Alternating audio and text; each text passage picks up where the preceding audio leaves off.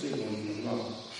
Glória a vós, Senhor. Naquele tempo, Pilatos chamou Jesus e perguntou-lhe: Tu és o rei dos judeus? Jesus respondeu: Estás dizendo isto por ti mesmo ou outros te disseram isto de mim? Pilatos falou: Por acaso sou judeu? O teu povo e os sumos sacerdotes te entregaram a mim. Que fizeste? Jesus respondeu: O meu reino não é deste mundo. Se o meu reino fosse deste mundo, os meus guardas lutariam para que eu não fosse entregue aos judeus. Mas o meu reino não é daqui. Pilatos disse a Jesus: Então, tu és rei? Jesus respondeu: Tu dizes, eu sou rei. E nasci e vim ao mundo para isto, para dar testemunho da verdade. Todo aquele que é da verdade, escuta a minha voz. Palavra da salvação. Glória a vós, Senhor.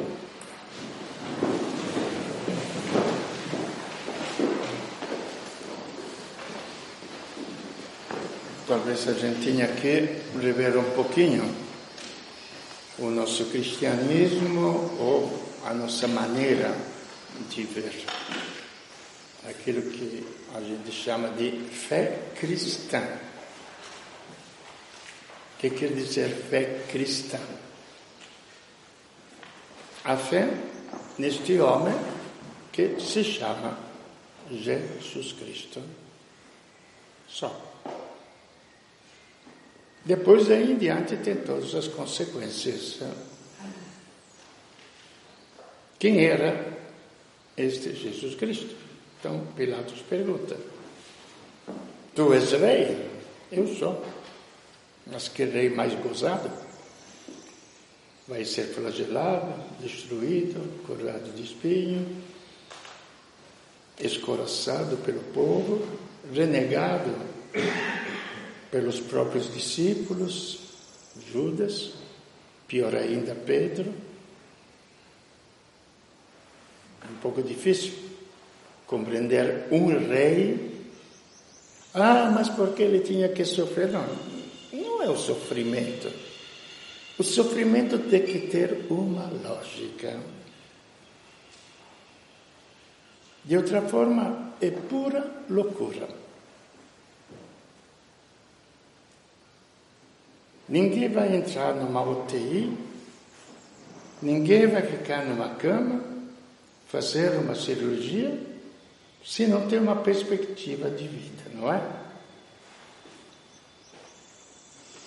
Quer dizer que o sofrimento, a cruz, ela tem um sentido. Se tiver uma perspectiva. Se não tiver, é simples masoquismo, acabou. Então nós vamos escolher o sofrimento como Cristo escolheu? Não. Cristo não escolheu o sofrimento. Prestemos atenção. Como cirurgião, não escolhe o sofrimento para o paciente. O cirurgião faz sofrer o paciente. Corta o paciente. Mas em vista do quê? De salvar, de arrancar o mal, a doença, e devolver a vida ao paciente. Porque, veja bem, Cristo não é um fenômeno assim. Tem toda uma lógica nele. O porquê ele se fez homem. Na primeira leitura nos encontramos que, diante do ancião, vamos dizer, diante de Deus, praticamente, que eles usavam essas imagens, foi apresentado como o filho do homem. O que quer dizer o filho do homem? Simplesmente porque ele tinha nascido de uma mulher? Não. É o filho da humanidade. Deus não precisava ser homem. Ele era Deus. Estava no seu reino, no seu esplendor, tanto que a uma certa altura ele pede ao Pai, na última, antes de começar todo o Calvário, ele pede ao Pai, me devolve a glória que eu tinha junto de ti antes que o mundo fosse criado. Antes que o mundo fosse criado. Mas ele, como ser humano, é o projeto de Deus. O que quer dizer o projeto de Deus? Que todo ser humano pode se tornar, se quiser, outro Cristo. O projeto de Deus não é gerar aquela porcaria de vida que nós encontramos ou que muitas vezes nós sentimos dentro de nós. Ou, até quando está numa boa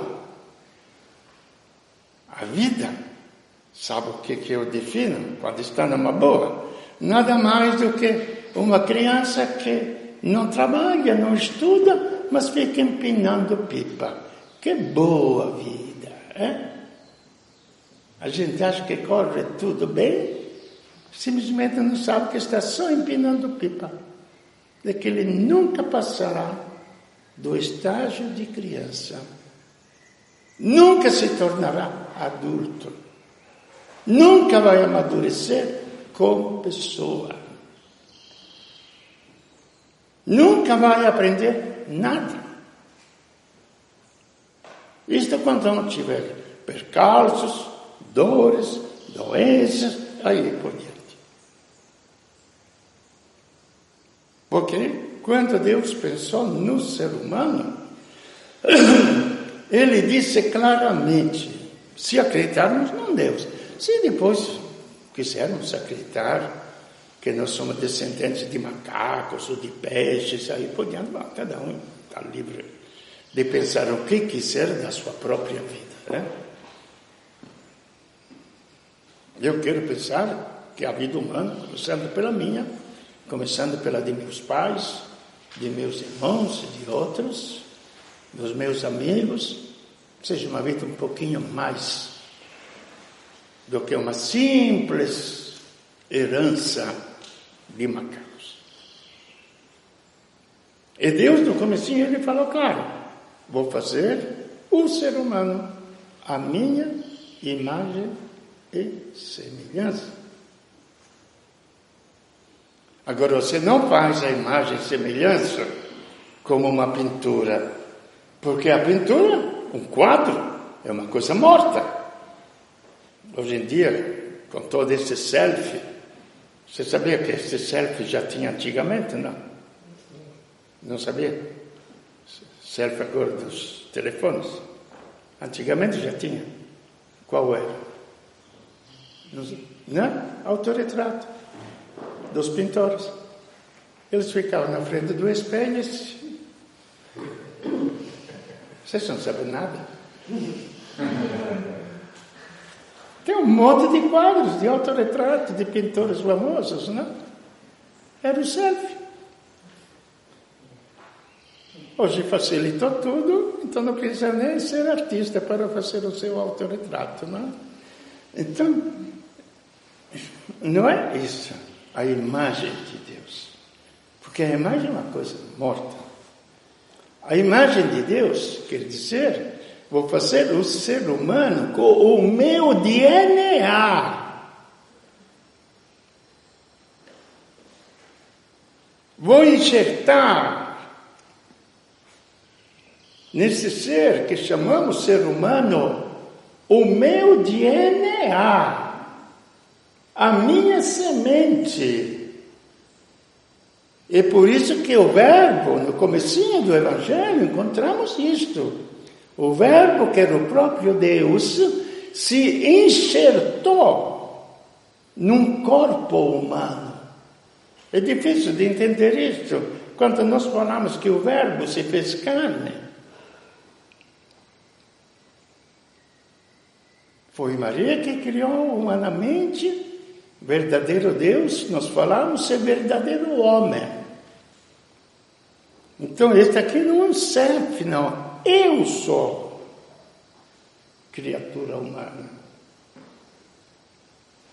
Ele não poderia proclamar: eu sou o rei do universo, e como se fosse quase uma evanescente, algo que voa pelos ares, que a gente muitas vezes se imagina: mas o meu reino não é deste mundo, eu vivo nas nuvens, tá? Então você nas nuvens foi flagelado, você nas nuvens foi crucificado, você nas nuvens foi morto, não? É tudo nas nuvens, que a gente imagina o reino de Deus, não? Uma coisa, algo, não. Não é deste mundo, quer dizer, o meu reino não é o mundo da cobiça, não é o mundo da matéria, não é o mundo do ódio. O meu mundo é o mundo do espírito, o mundo da alma. É que eu saiba, se tivermos uma inteligência, ela fica no corpo. Ou você já viu a inteligência voando por aí?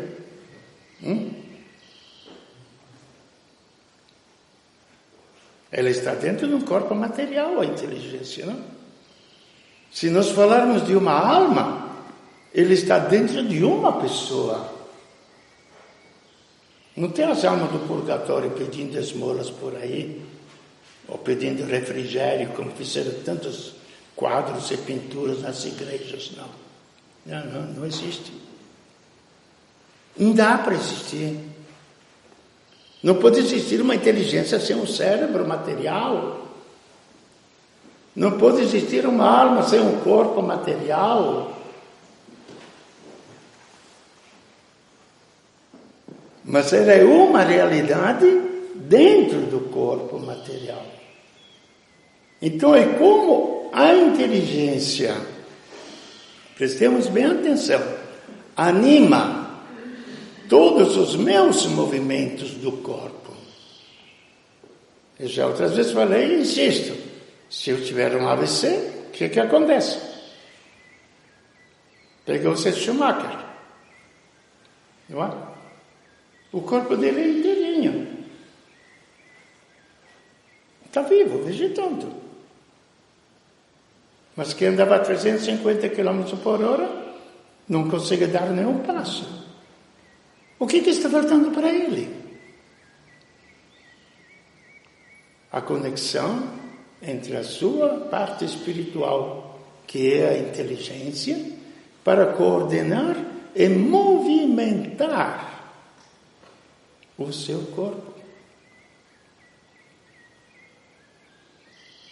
A gente se acha que é pouco espiritualidade é para monges, não é? Não é que a gente imagina. Nós, coitados, temos que ganhar o pão de cada dia. Como é que eu posso ser uma pessoa espiritual? É como ser inteligente é só para um ou outro filósofo. Não é para todo mundo que possui essa capacidade de inteligência para usar, se você quiser usar. Se você não quiser usar, o problema é seu, paciência, não? Tanto que eu sempre brincando, não é, Júnior? Como é que eu falo? Usa a inteligência que Deus te deu, não é? Usa a inteligência. Não fique reclamando. Usa a inteligência que Deus te deu. Já é um dom de Deus.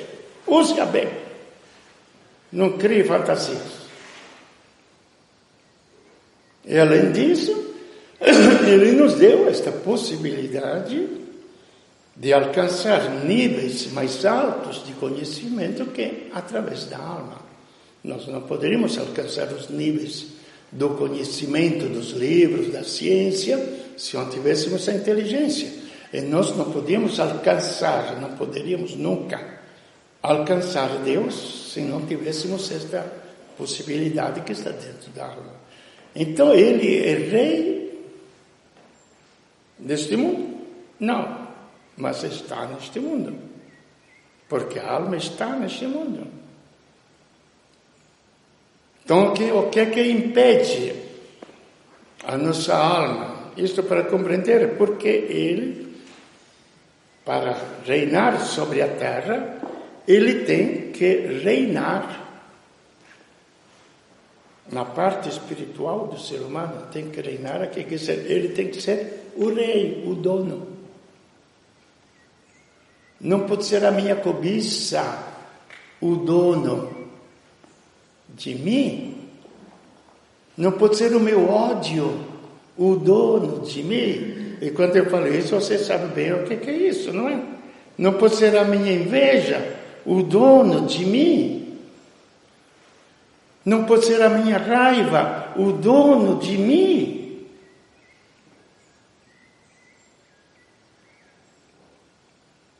Deus quer ser o dono da gente, para Ele movimentar depois todos os nossos atos e toda a nossa vida. Mas o que é que nos impede?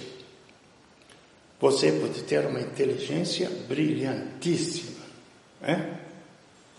Mas se te pegar uma dor, uma enxaqueca, não é? Você consegue estudar? Uma vez eu lembro, fui convidado em São José, na época dos curseiros, para dar uma palestra à cúpula do Lions, que vinha de São Paulo, do Rio, porque os amigos do cursilho achavam que eu era muito inteligente, fazia uma palestra bonita, né? Bom, fui lá. Gente, me deu uma enxaqueca, que eu não conseguia falar 2 palavras. Tive que interromper a conversa, não falei mais de 2 minutos, porque não consegui mais. Tiveram que me dar uma injeção cavalar, porque estava enlouquecendo pela dor. Mas a inteligência tinha sumido? Não. Simplesmente estava atrapalhada. E o que é que atrapalha o uso da nossa alma e este bendito corpo,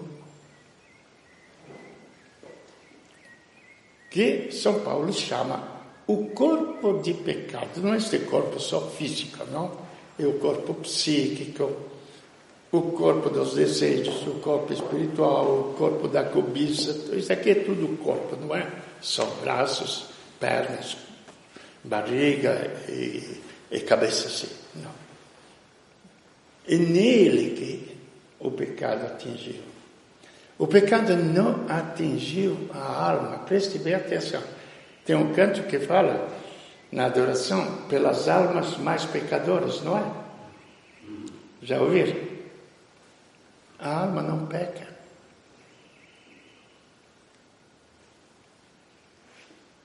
Como se você se embriagar. A inteligência pecou? Não. Simplesmente você não pode usar, não consegue usar a inteligência. A alma é a única coisa pura que nós possuímos, é que ela não peca, não pode pecar. Aí que nós encontramos Jesus diante de Pilatos, que fala: o meu reino não é deste mundo. É uma coisa belíssima se você medita. Ele tem que entrar aceitando. Quando Pilatos depois fala, você não responde mais, porque depois disso Jesus não respondeu mais nada. Você não responde mais nada? Você não sabe que eu tenho o poder de te condenar e eu tenho o poder de te soltar, se eu quiser? Imagina qual é a pessoa que vai para a cadeia, que o juiz pode condenar, que responde: você não tem nenhum poder sobre mim. Qual? O réu. Vai mais direto para a cadeia, não é? É Jesus que responde: você não tem nenhum poder sobre mim.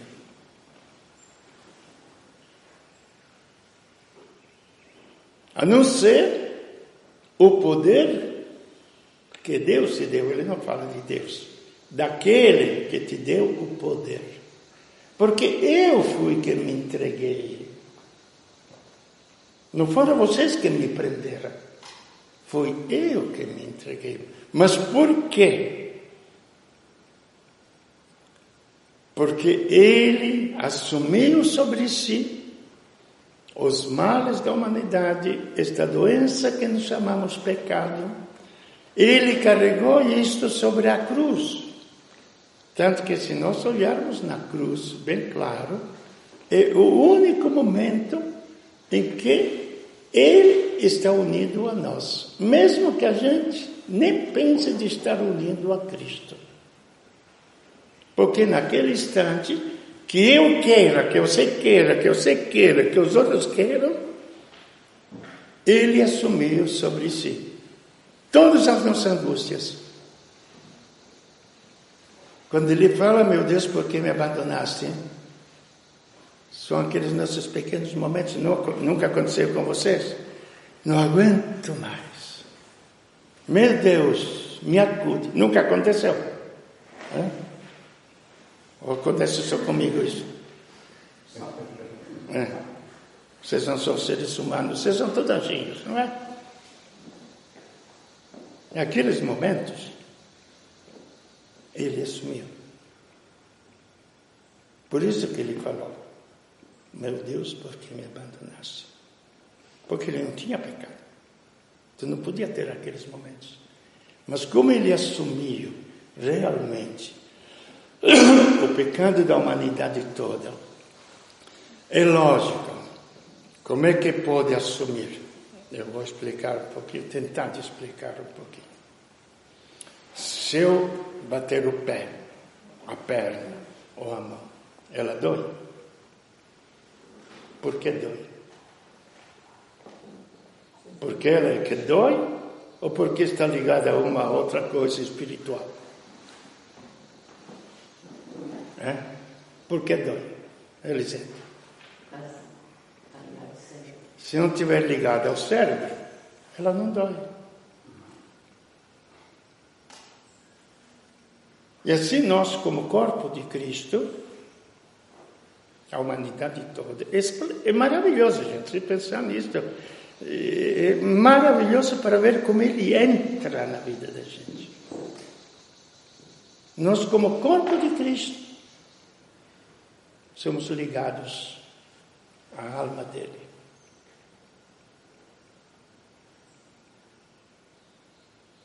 Um drogado, com seus vazios depois, ele se drogou, mas a consequência é como se o meu pé bater, o pé bate, mas a dor passa o meu cérebro. Assim todas as angústias da humanidade passam por Cristo. Ele assumiu. Ele assumiu o último dos males, porque ele tinha que ser rei, mas de um reino perfeito, de um reino harmonioso, de um reino divino, onde a vida brilhe, não as doenças. Então ele que faz? Assumiu o Filho do Homem, o Filho da humanidade. Ele podia ir a Deus e dizer, Deus está bom, você é Deus. Eu sou homem, mas eu sou teu filho, eu sou Deus como você. Eu te trago toda a minha família, que é a humanidade. Isto quer ser o Filho do Homem. Eu te trago tudo ela. Eu paguei por ela.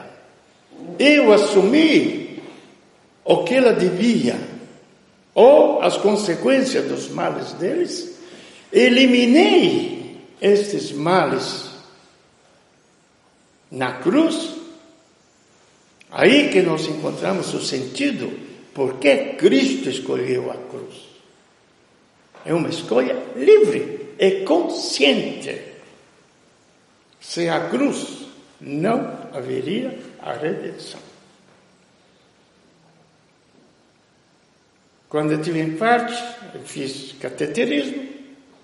O médico falou, Frei, não deu. Tem que entrar na faca. Temos que fazer cirurgia. Senão, você morre. Então, a cruz de Cristo é uma escolha livre, científica, exatamente para tirar o mal da humanidade. E o último dos males que ele assumiu, a própria morte. Mas, uma vez destruído, eliminado isto, eis que nós encontramos a ressurreição. Consequência lógica de uma vida que não morre. A vida imortal dele, o Verbo divino. Ele não ressuscitou porque Deus o tirou do sepulcro. Como uma semente, não brota porque você fica molhando.